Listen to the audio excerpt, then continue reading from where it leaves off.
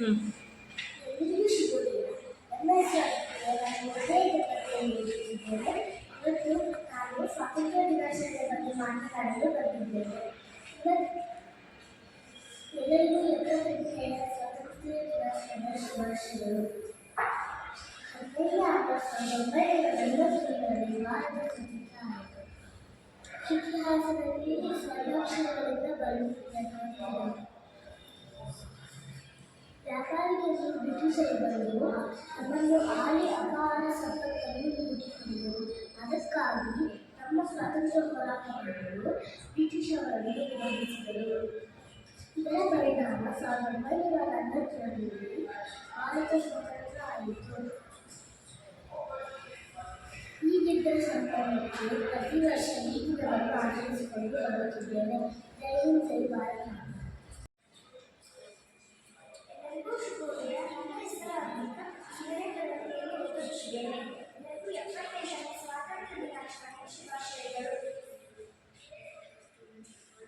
ಭಾರತದ ಸ್ವಾತಂತ್ರ್ಯ ದಿನದಂದು ಪ್ರತಿ ವರ್ಷ ಆಗಸ್ಟ್ 15ರಂದು ಆಚರಿಸುತ್ತೇವೆ.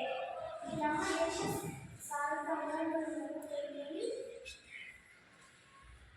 ಆಗಸ್ಟ್ 15ರಂದು ಬ್ರಿಟಿಷ್ ಆಳ್ವಿಕೆಯಿಂದ ಸ್ವಾತಂತ್ರ್ಯ ಪಡೆಯಿತು.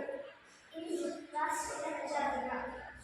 ದೇಶದ ಹಲವೆಡೆ ತ್ರಿವರ್ಣ ಧ್ವಜವನ್ನು ಹಾರಿಸಿ ಸಿಹಿ ಹಂಚಲಾಗುತ್ತದೆ.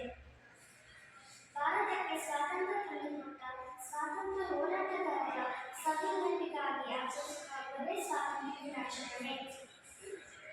ಮೊದಲ ಬಾರಿ ಸ್ವಾತಂತ್ರ್ಯ ದಿನದಂದು ಕೆಂಪು ಕೋಟೆಯ ಮೇಲೆ ಧ್ವಜಾರೋಹಣ ಮಾಡಿದರು ಎಂದು ತಿಳಿಸುತ್ತೇನೆ. ಎಲ್ಲರಿಗೂ ಧನ್ಯವಾದಗಳು. ಜೈ ಹಿಂದ್, ಜೈ ಭಾರತ ಮಾತೆ. ಎಲ್ಲರಿಗೂ ಶುಭೋದಯ. ನಾನು ಭವಂತ, 3ನೇ ತರಗತಿಯ ವಿದ್ಯಾರ್ಥಿ. ವೇದಿಕೆಯ ಮೇಲೆ ಆಸೀನರಾಗಿರುವ ಗಣ್ಯರೇ, ಹಿರಿಯರೇ, ಗುರುಗಳೇ ಮತ್ತು ನನ್ನೆಲ್ಲ ಸ್ನೇಹಿತರೆ ಹಾಗೂ ಇಲ್ಲಿ ನೆರೆದಿರುವ ಪ್ರತಿಯೊಬ್ಬರಿಗೂ ಸ್ವಾತಂತ್ರ್ಯ ದಿನಾಚರಣೆಯ ಶುಭಾಶಯಗಳು. ಅಣು ಇಲ್ಲವೇ ಮಡಿ ಎಂದರು ಮಹಾತ್ಮ ಗಾಂಧೀಜಿ. ಸ್ವರಾಜ್ಯ ನನ್ನ ಜನ್ಮಸಿದ್ಧ ಹಕ್ಕು, ಇದನ್ನು ನಾನು ಪಡೆದೇ ತೀರುತ್ತೇನೆ ಎಂದರು ಬಾಲಗಂಗಾಧರ ತಿಲಕ್. ನೀವು ನಮಗೆ ರಕ್ತ ನೀಡಿ ನಾವು ನಿಮಗೆ ಸ್ವಾತಂತ್ರ್ಯ ನೀಡುತ್ತೇನೆ ಎಂದರು ಸುಭಾಷ್ ಚಂದ್ರ ಬೋಸ್. ಹೀಗೆ ಹಲವಾರು ನಾಯಕರುಗಳ ಹೋರಾಟದ ಮಾರ್ಗಗಳನ್ನು ಅನುಸರಿಸಿ ಬ್ರಿಟಿಷರ ಆಳ್ವಿಕೆಯನ್ನು ಕೊನೆಗೊಳಿಸಿದರು.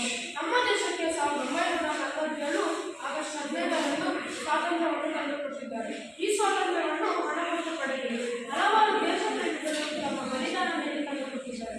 ಆದ್ದರಿಂದ ಅವರಿಗೆ ನಮ್ಮ ಹೃದಯಪೂರ್ವಕ ನಮನಗಳನ್ನು ಸಲ್ಲಿಸೋಣ. ಅವರ ಆದರ್ಶಗಳನ್ನು ರೂಢಿಸಿಕೊಳ್ಳೋಣ.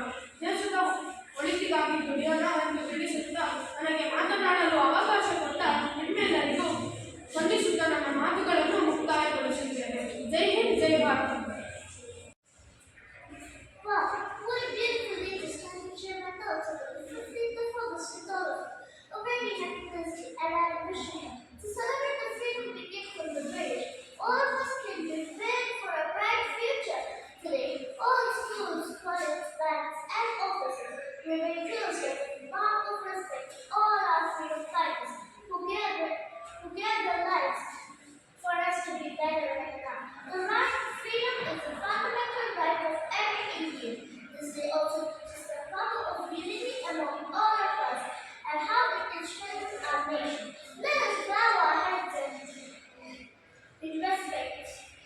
Wishing everyone a happy Independence Day.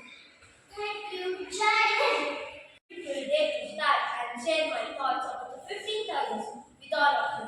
A very happy Thursday and I'm numbered to celebrate the freedom we get from the British. All of us can dream big for a bright future.